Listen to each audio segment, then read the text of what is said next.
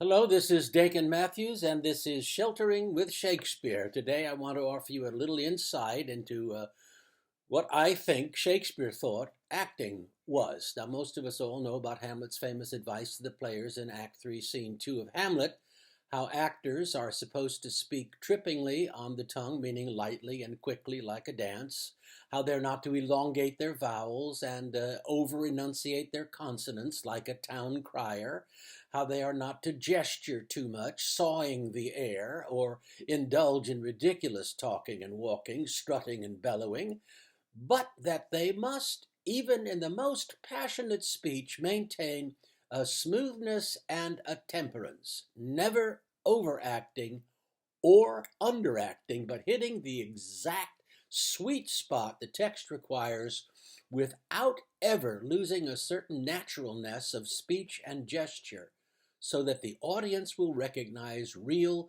human behavior on the stage, that famous mirror up to nature, which is a more complicated process than just a passive reflection, because the mirror is meant to show us what human beings should be, virtue her own feature, what human beings shouldn't be, scorn her own image, and what human beings have been, are, and could be, the very age and body of the time, his form and pressure. So, that's the effect good acting should have, and some of the techniques to achieve it, including, one must admit, the ability to take a line reading. Speak the speech, I pray you, as I pronounced it to you, trippingly on the tongue. All well and good.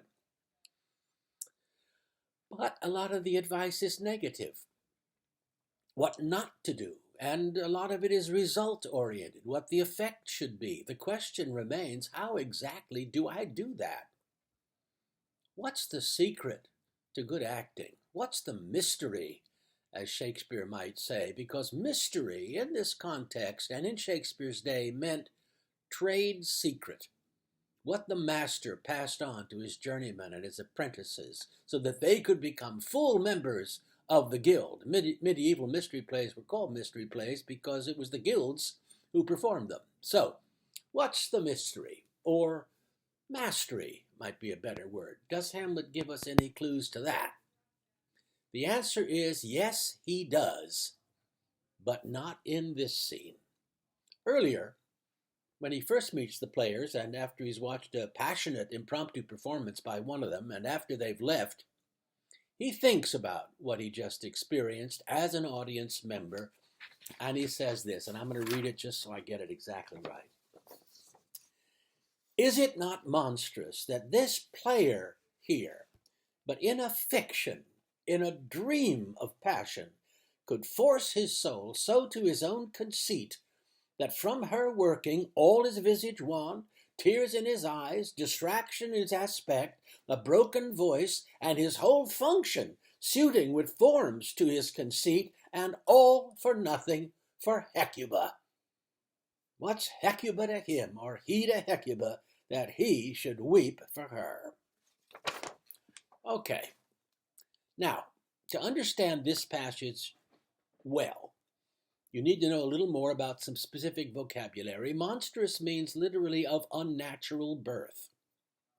A conceit is both an elaborate fiction or figure of speech underlying a work of art. Think like the director's concept for a production. Conceit and concept are basically the same word.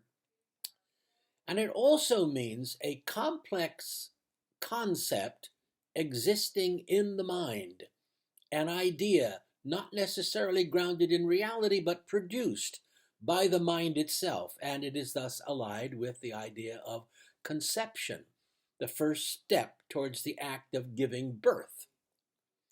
Next, the soul was not some airy ghost hanging around the body. It was the principle of all bodily activity. It animated the whole body. It was the anima. Next, function. In this context, function means one's profession, or more specifically, one's ability to perform the duties of one's profession, one's skill set, we might say. In this context, the actor's toolbox. Okay, now that we're clear on the vocabulary, we should remember how Shakespeare thought the mind worked. In addition to the external senses, the soul also had at least three internal senses in the mind. It could receive images, called common sense, it could retain images, called memory, and it could reproduce images, called imagination. In receiving and retaining, the mind was like a wax tablet. The image was impressed upon the mind, and the impression was thus maintained in the wax of the mind in such a way that the mind could then react to that image and recall that image and reproduce that image.